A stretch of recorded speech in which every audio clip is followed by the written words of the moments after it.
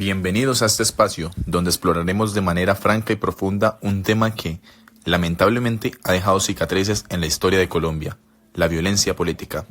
Esto es, Rompiendo el Silencio.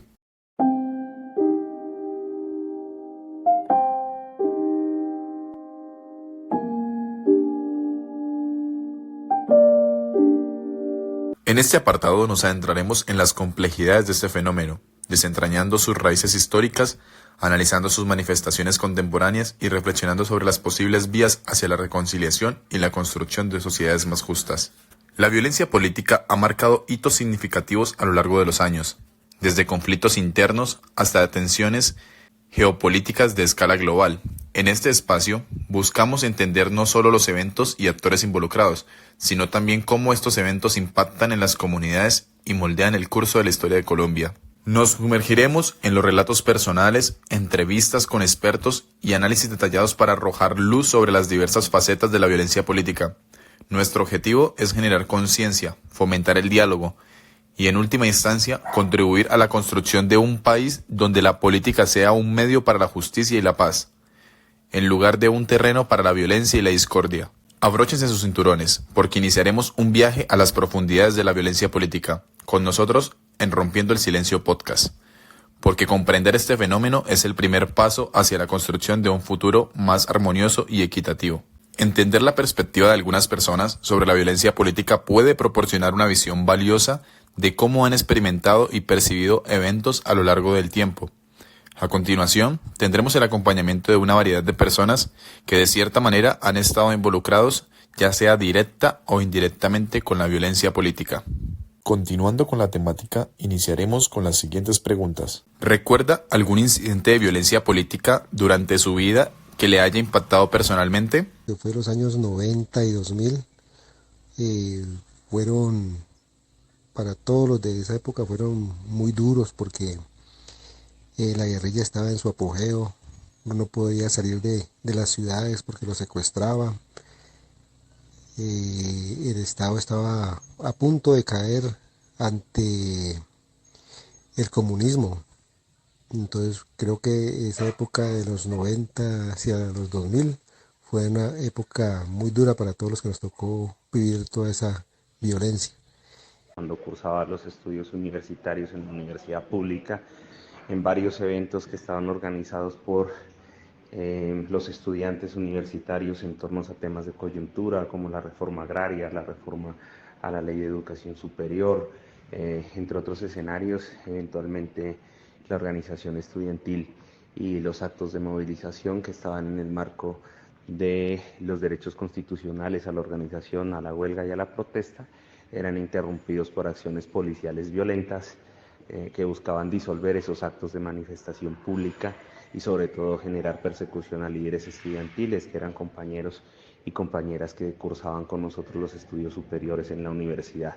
Traigo a mente en este momentico esas manifestaciones que se presentaron para el 28 de abril del año 2021 sobre las protestas nacionales, que eran básicamente contra lo que se refiere las alzas de los impuestos con la reforma que estaba siendo en el momento propuesta para el entonces presidente Iván Duque.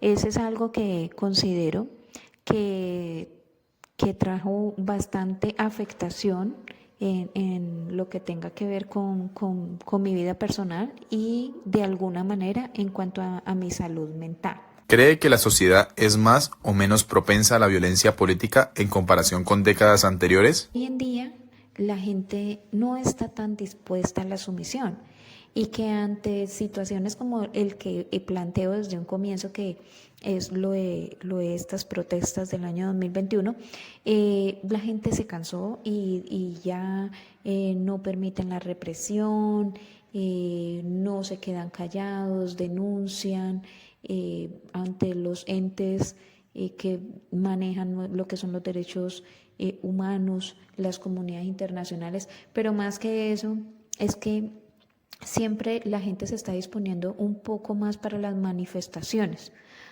aunque sean mal vistos, aunque sean señalados, pero ellos por lo general siempre procuran defender sus propios derechos, a pesar de que fue como infructuoso lo que se realizó, porque aún así vimos la economía nacional y aún la experimentamos muy afectada. Creo que toda la sociedad en cualquier época siempre es propensa a la violencia política. De igual manera, desde la Guerra de los Mil Días, cuando se mataban liberales y conservadores, siempre la violencia política ha influido en nuestro país, o siempre ha estado presente. Y ahora aún más, con esta polarización que tenemos de izquierdistas y derechistas, que de igual manera si usted piensa diferente, ya sea de un bando o del otro, siempre va a estar tildado de grupo guerrillero o de paramilitar. Entonces siempre va a estar polarizado esta sociedad. En cualquier época siempre vamos a estar polarizados por la política. No se podría medir objetivamente cuál es la tendencia hacia la violencia política, porque pues esta se manifiesta en diferentes acciones, no solamente la intimidación, el homicidio selectivo, sino también el rol que juegan los medios de comunicación para favorecer o desfavorecer posturas políticas en específico. En la presente década y a raíz del posicionamiento de un gobierno nacional alternativo a la tradición política nacional, es evidente que la sociedad ha transitado a una polarización más acérrima y en general eso puede llegar a incentivar comportamientos violentos entre las personas o agrupaciones políticas. ¿Ha sentido alguna vez miedo o intimidación al participar en sus actividades políticas debido a la violencia? Obviamente que sí. A veces es difícil como decantar esas posibilidades entre lo que nosotros consideramos personalmente puede ser para nuestro bien, para el beneficio personal, para el beneficio propio. Entonces, sí, obviamente vemos que existen diferencias y que algunas personas esas diferencias no las defienden. De pronto, empero, en este sentido, de la manera más adecuada, de la manera más cívica, de la manera en donde todos salgamos ganando, sino que, pues, precisamente, unos quieren tener todo el poder y pasar por encima de otras personas. Ese es el gran temor, creo yo, de muchas de las personas que participamos en cuestiones de política. Creo que en nuestro país siempre vamos a sentir miedo al participar en política, porque dependiendo de el partido político que tú pertenezcas o dependiendo de tus pensamientos políticos, siempre vas a tener contradictores. Y lamentablemente eh, los grupos armados al margen de la ley, lamentablemente en nuestros campos, si tú piensas diferente vas a ser eliminado. Entonces, ese miedo a participar siempre va a estar latente en nuestro país. En épocas recientes probablemente no, debido a que los mecanismos de participación política en los que normalmente me veo inmiscuido son mecanismos constitucionales y protegidos por la ley. ¿Qué lecciones o consejos les gustaría transmitir a las generaciones más jóvenes sobre cómo abordar la violencia política? Creo que lo fundamental es que las nuevas generaciones conozcan nuestra historia, cómo se ha venido originando esta violencia política que viene décadas atrás. Eso es lo fundamental, no olvidar lo que ha pasado, cómo se formaron estos grupos subversivos, cuántas matanzas hicieron cuando se tomaban los pueblos de Colombia, cuando tenían secuestrados a los colombianos. Eso es muy importante, no dejar eso atrás para poder saber cómo abordar estos conflictos ahora y tener una postura siempre de cara a sacar nuestro país adelante. es que definitivamente los canales institucionales para la resolución de los conflictos y de la participación política deben ser usados de la manera más integral posible, evitando que la divergencia política sea un motivo de generación de nuevos conflictos armados o de la incidencia del conflicto armado interno.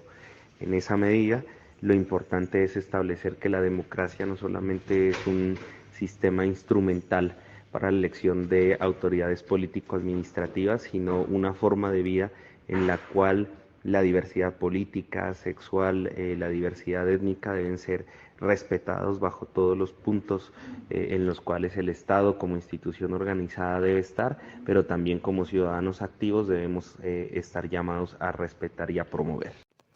El consejo que yo le daría a los jóvenes sobre la manera en que se debe abordar la violencia política es que se acuda más a unas medidas de atención integral bajo unos protocolos que sean muy bien pensados y que en vez de, no como pasó en esta ocasión y ha venido sucediendo en muchísimas otras ocasiones, que en vez de proteger a las víctimas, de garantizarles a ellos sus derechos y no vulnerarles, dejar de lado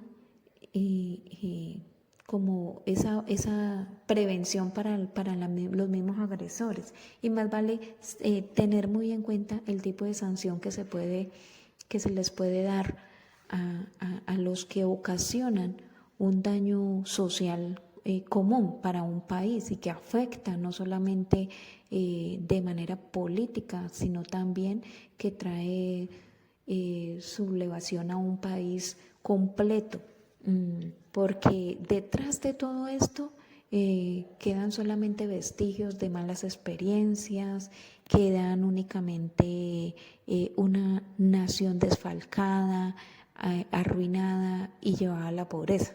Eso es lo que queda como resultado.